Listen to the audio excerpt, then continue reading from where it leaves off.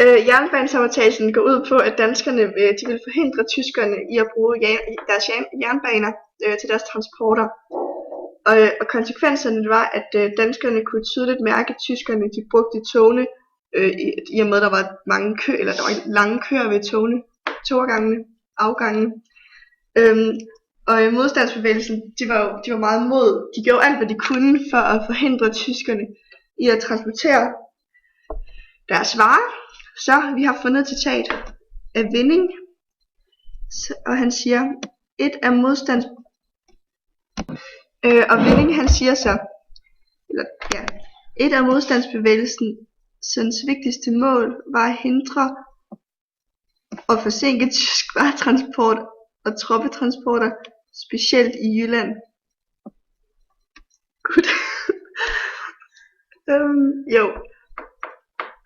Og fra juni 1949 til maj 1945, det var jernbanesabotagens store periode, hvor der skete mindst, eller der blev transporteret mest.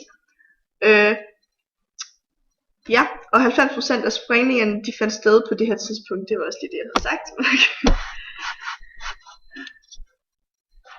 Okay, i filmen De 5 år, der er der en klar konsensusopfattelse, da speakeren han sagde i starten af filmen, at befolkningen stod sammen mod tyskerne.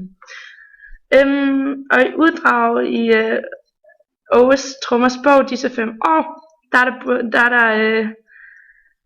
er der konfliktopfattelse, fordi de ikke vil have, at tyskerne bruger danske jernbaner til transport.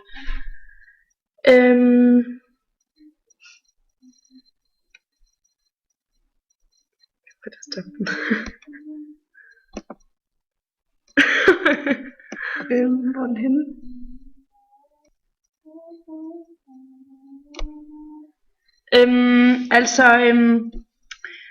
Jernbanesabotagens betydning. Der har vi lige fundet et lille citat af Ove Trummer.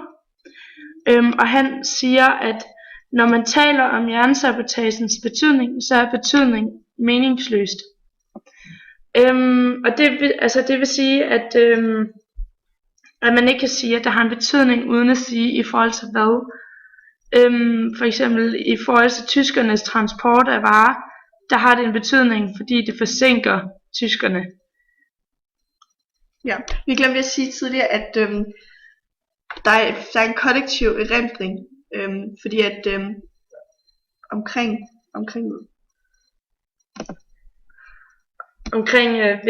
Vinding. Ja, vi glemte at sige, at den danske befolkning havde en kollektiv erindring i forhold til tyskerne, fordi vi fandt et citat her af Winding, og han siger, befolkningens holdning mod tyskerne var nu klart fjendtlig.